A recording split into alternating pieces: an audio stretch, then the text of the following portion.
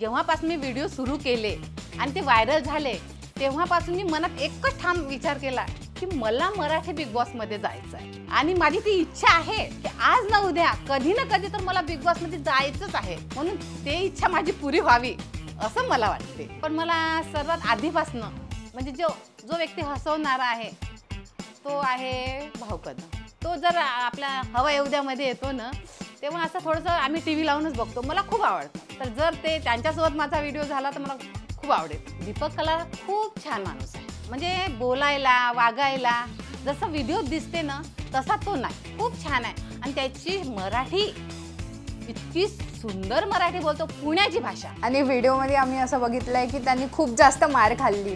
जेव्हा आम्ही व्हिडिओ बनवत होतो तेव्हा असं वाटलं नाही की आपण एकदम मारामारीपर्यंत पोहोचू। त्याने म्हणजे मजाकीत माझ्या डोक्यावर पण मारलं होतं, मी तेच झालं तू माझ्या डोक्यावर का मारलं, मारायचं तर नव्हतं। मग मी तू मारलं ना म्हणून मी चांगली बदाडलं, इतकं बदाडलं की मला पण माझ्या हाताचं असं खूप असं कसे तरी होत होते, माझे हात थरथर कापत होते, पण मी चांगलंच बदाडलं। आणि तो पण म्हणे तुम्ही खरं खरं मारलं मला, म्हणे व्हिडिओ सारखं नाही मारलं। Hello everyone and welcome back to day 4 of Navratri special series जिसका नाम है नवरात्रि 9 नारी 9 कहानियां। कल का हमारा कलर था येलो, जो माँ कुष्मांडा की ऊर्जा और शक्ति का प्रतीक है। इसी कलर को जस्टिफाई करने के लिए कल हमने बात की भारती रामटेके जी से। भारती जी अपने बेटे ऋतु के साथ मिलकर कॉमेडी वीडियोस बनाती है। क्या आपको पता है ये वही वायरल विमान वाली आंटी है जिन्होंने दीपक कलार की जमकर धुलाई करी थी। तो अपनी कुर्सी की पेटी बांध लीजिए जानने के लिए विमान वाली आंटी की एक्सक्लुझिव्ह कहाणी। आजकाल कंटेंट क्रिएटर जास्त करून तरुण असतात, तुम्ही कंटेंट बनवायला कधी सुरुवात केली आणि कशी केली? आम्ही तसं 1.5-2 वर्ष होत आहे।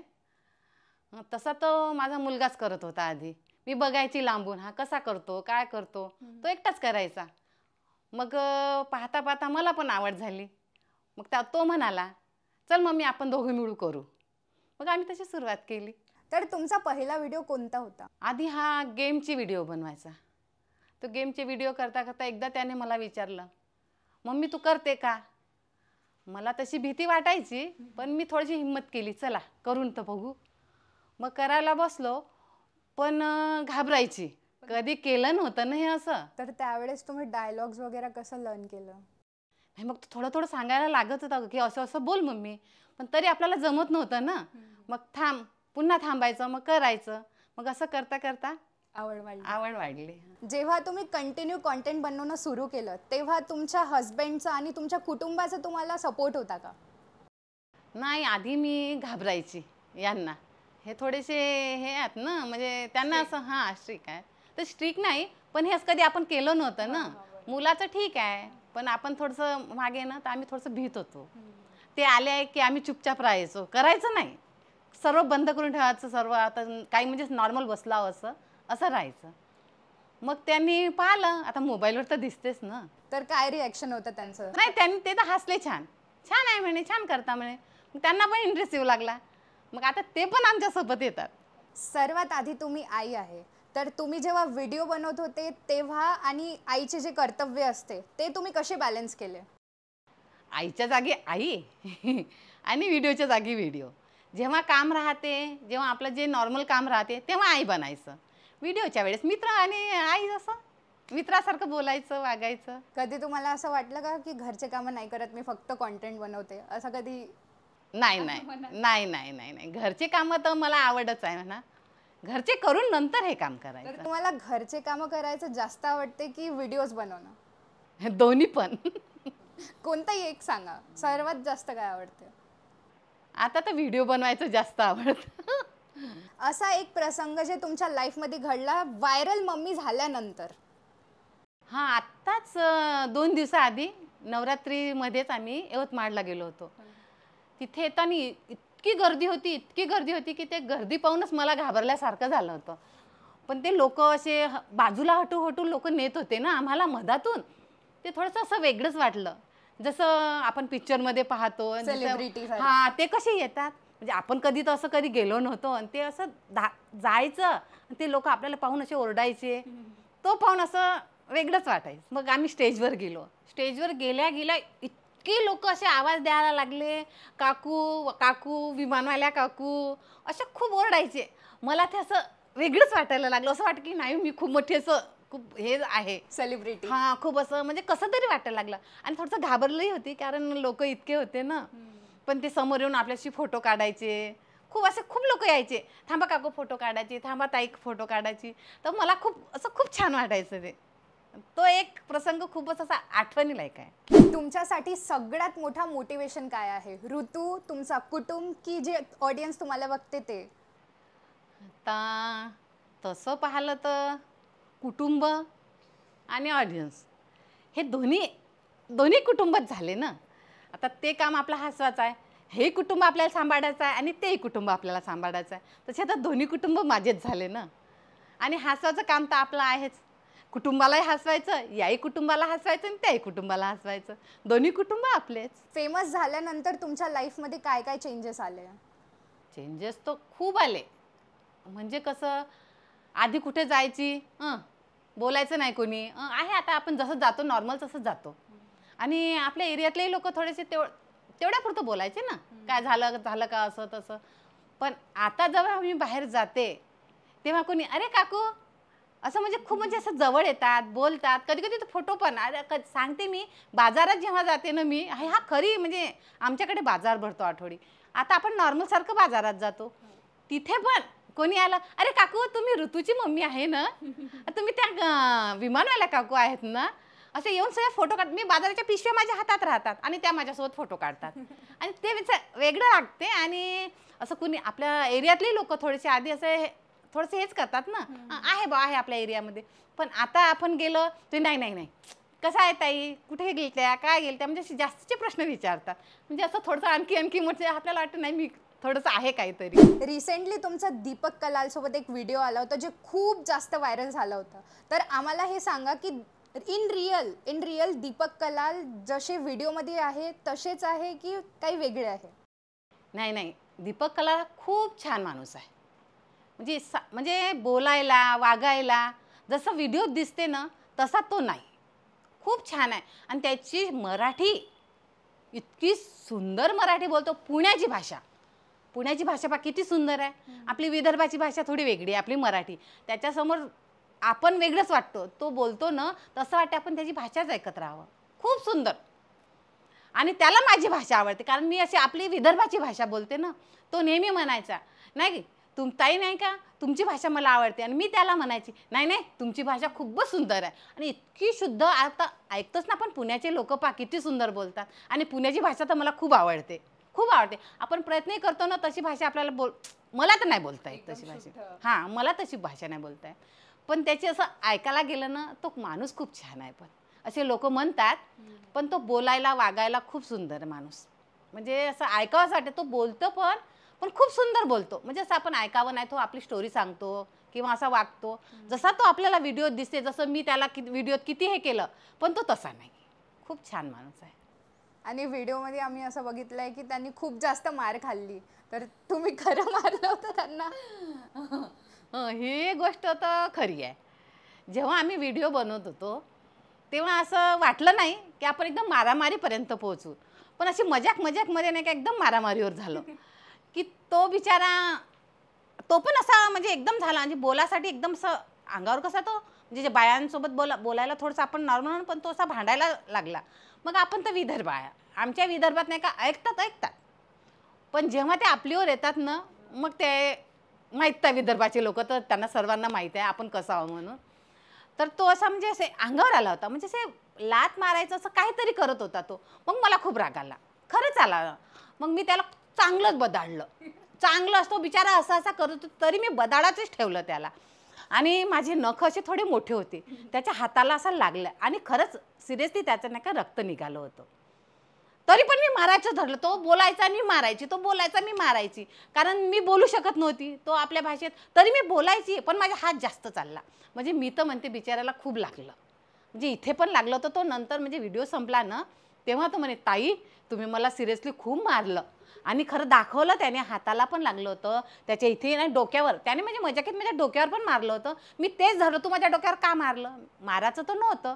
मग मी तू मारलं ना म्हणून मी चांगली बदाडलं, इतकं बदाडलं की मला पण माझ्या हाताचं असं खूप असं कसे तरी होत होते, माझे हात थरथर कापत होते, पण मी चांगलंच बदाडलं. आणि तो पण म्हणे तुम्ही खरं खरं मारलं मला म्हणे, व्हिडिओ सारखं नाही मारलं म्हणे. तो 3दा तेच सांगायचा, नाही ताई तुम्ही मला खूप मारलं. आणि मी म्हटलं तुम्ही पण मारलं. नाही ताई तुम्ही म्हणजे मला असं रक्त सुद्धा काढलं, म्हणजे तुमचा नख सुद्धा लागला मला, असं सांगायचा. पण माणूस खूप छान आहे तो. आणि आमचे व्हिडिओ नाही का आणखी खूप येणार आहे. तो तर एकच झाला, आणखी किती व्हिडिओ, आणखी 3-4 व्हिडिओ आहेत. तर त्या टप्प्याटप्प्याने येतीलच. आणि याच्यापेक्षा त्या व्हिडिओमध्ये खूप मजा येणार आहे, कारण तिथे पण बिचाऱ्याने खूप मार खाल्ला. मार म्हणजे आता जेवढं मारलं ना तेवढं त्याच्यापेक्षा जास्त दुप्पटनं मारलं. कारण तो मला म्हणे आता मी तुमचा बदला घेईन म्हणे, तुम्ही या व्हिडिओत मला मारलं ना तर मी तुम्हाला पुढच्या व्हिडिओत मारेन. म्हटलं असं आहे का. त्याने हात उचलला तर मी चांगलं बदाडलं, आणखी जास्त बदाडलं. तो का म्हणे मी फालतू बोललो ताई तुमच्याशी, कारण मी असं एवढंसं बोललो, तुम्ही खरोखरच सिरियसली घेतलं आणि खूपच बदाडल्या. म्हटलं तुम्ही म्हटल्याने मी बदला घेतो म्हणून मी मारलं, असं झालं. पण खरंच ना छान मजा आली पण त्या व्हिडिओत. आणि आता तुम्हाला पण मजा येणार आहे. पुढचे व्हिडिओ बघा, इतके सुंदर आहेत आणि पुढे तर माहीतच पडेल. तुमच्या वयाचे जे महिला आहेत त्यांना तुम्ही काय संदेश द्याल? मी सांगेल की जशी मी आतापर्यंत, आपण तर स्वयंपाक मुलं हे ते असं याच्यातच गेलो, नाही बा आपल्या मुलांचं करायचं आहे, आपल्या घरचं करायचं आहे, हे करता करता आपलं इतकं वय झालं. माझं पण तसंच आहे. पण आता आपलं वय आहे झालं ना, मुलं आपापल्या याच्यात आहेत ना, मग आपण आपलं एन्जॉय करायचं, आपण खुश राहायचं. कारण आपण आतापर्यंत त्यांच्यात गोंधळून राहिलो. आता आपलं वय झालं, आता आपण एन्जॉय करायचे दिवस आले ना. आता सगळ्या बायांना माझं तेच सांगणं आहे की जशी मी एन्जॉय करते ना तसं तुम्ही सर्वांनी एन्जॉय करा. सर्वांचं एक ड्रीम असते की मला हे बनायचं आहे किंवा मला इथे फिरायला जायचं आहे, तर तुमचं काय ड्रीम आहे? माझं ड्रीम तर जेव्हापासून मी व्हिडिओ सुरू केले आणि ते व्हायरल झाले तेव्हापासून मी मनात एकच ठाम विचार केला की मला मराठी बिग बॉसमध्ये जायचं आहे. आणि माझी ती इच्छा आहे की आज ना उद्या कधी ना कधी तर मला बिग बॉसमध्ये जायचंच आहे. म्हणून ते इच्छा माझी पुरी व्हावी असं मला वाटते. जसं तुम्ही सर्वांना रीलच्या माध्यमातून हसवता, तर तुमच्या लाईफमध्ये असा कोण आहे जो तुम्हाला हसवते? माझा मुलगा. तो मला म्हणजे मी चुपही राहिली, आता रील बनतो म्हणून तेव्हाच नाही, आधीपासूनच आपण असं चुपचाप बसलं की तो माझ्या जवळ यायचा, काही ना काही मित्रासारखं असं गळ्यात हात घालून काहीतरी असं आधीपासूनच. हे आताच नाही, तो आधीपासून याची सवय होती. अशी मजाक करायची, हसवायची, मस्त्या करायची. जसं मित्रासोबत जो मस्त्या करतो ना आपण, तसा तो माझ्यासोबत करायचा. जसं मित्रासोबत बोलायचं, तो आता पण जे मित्रासोबत मैत्रिणीसोबत असा वागतो ना तसा तो माझ्यासोबत इतका फ्री वागतो. आजकालचे मुलं जे आहे ते नुसते फोनमध्ये बिझी राहतात, तर तुम्हाला त्यांना काय म्हणायचं आहे? मुलं आणि मोबाईल अशा बदाडा पोरांना तुम्हाला काय सांगू, रात्रंदिवस मोबाईल. आई म्हणते जेवणारे बाळा मोबाईल, जे काही म्हणा तुम्ही, नुसतं रात्रंदिवस मोबाईलमध्ये राहतात. चांगलं बदाडा त्यांना मोबाईल पाहू नका देऊ, फक्त थोडे थोडे रील बघू द्या, आमच्यासारखे हसायचे ते पाहू द्या. तसं माझा मुलगा पण पाहतो, पण आपलं ऑफिस पण करतो, आपले रील पण बनवतो. म्हणजे टाईम सगळ्यांना तो टाईम देतो, मोबाईललाही टाईम देतो, ऑफिसलाही टाईम देतो, जेवायलाही टाईम देतो. असं सगळ्या मुलांनी करा बरं, नुसतं मोबाईलमध्ये नका राहू. आणि आई पण जास्त मोबाईल पाहू नको द्या, पहा म्हणा तू लिमिटमध्ये. तुझं काम पण कर, मोबाईल पण बघ, आणि ऑफिस असेल तर ऑफिस पण बघ, खेळकूद कर, तुला जिथे जे करायचं आहे पण ते थोडं थोडं सगळं प्रमाणात. तुम्ही रात्रंदिवसभर घेऊन तर आईवडिलांना पण राग येतो ना, मेन म्हणजे आईला येतो. कारण बिचारी जेवणाची वाट पाहते, ए बेटा जेवणार आहे, फोनवर बेटा जेवणार आहे, हो मम्मी थांब ना 10 मिनटात 5 मिनटं, असं नका करू. आईंना पण तुम्ही त्रास नका देऊ, कारण आई पण बिचारी वाट पाहते. प्रत्येक गोष्ट लिमिटमध्ये करा. आणि आमचे व्हिडिओ नक्की बघत राहा, मग मी हसवत राहील तशी. आणि ज्या पॅरेंट्सच्या मुलांना नाही का कॉन्टेंट क्रिएशनमध्ये यायचं आहे, तर काही लोकांना घरून सपोर्ट नसते, तर तुम्ही त्या पॅरेंट्सला काय म्हणाल? नाही, त्यांची इच्छा असली तर करू द्यावं माझ्या मते. कारण ते एकाच इकडे नाही जात ना, रीलच बनवायचे तर ते आपलं काम पण सांभाळतात ना.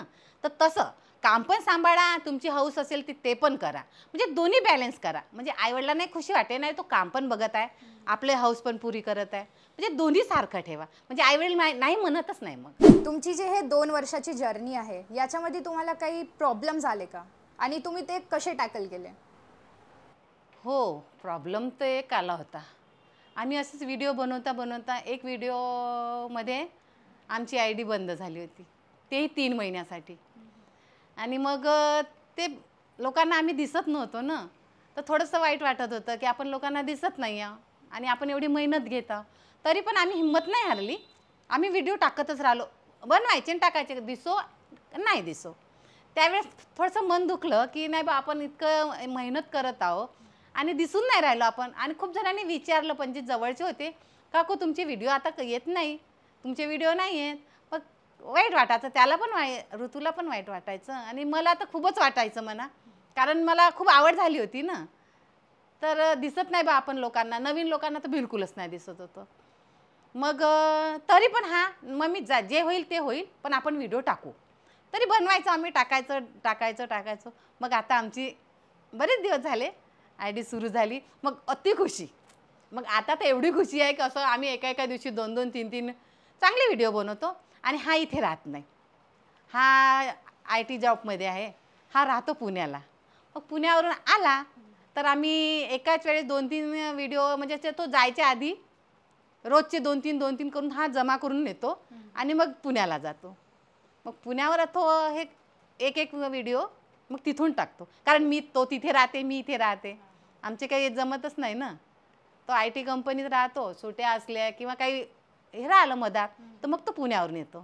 दीपक कलाल सोबत तर तुमचा व्हिडिओ आला, पण असं असते ना की मला यांच्यासोबत व्हिडिओ बनवायचा आहे, तर ते कोण आहे? तसे तर पुष्कळ लोक आहेत, म्हणजे आवडतात ना आपल्याला असे कॉमेडी करणारे पुष्कळ लोक आहेत. पण मला सर्वात आधीपासनं म्हणजे जो व्यक्ती हसवणारा आहे तो आहे भाऊ कदम. तो जर आपल्या हवा येऊद्यामध्ये येतो ना, तेव्हा असं थोडंसं आम्ही TV लावूनच बघतो, मला खूप आवडतं. तर जर त्यांच्यासोबत माझा व्हिडिओ झाला तर मला खूप आवडेल. मला सर्व आयांना एक गोष्ट सांगायची आहे, माझ्या नालायक पोरासारखं जर पोरं करत असतील तर चांगलं कानपटीत द्या. 2-4 कानपटीत दिलं तर बरोबर दुरुस्त होतात, रांगेत लागतात. कामं ऐकले नाही की दिली कानपटात. आपण म्हटलं की हे आणून दे रे, तो ऐकणार नाही.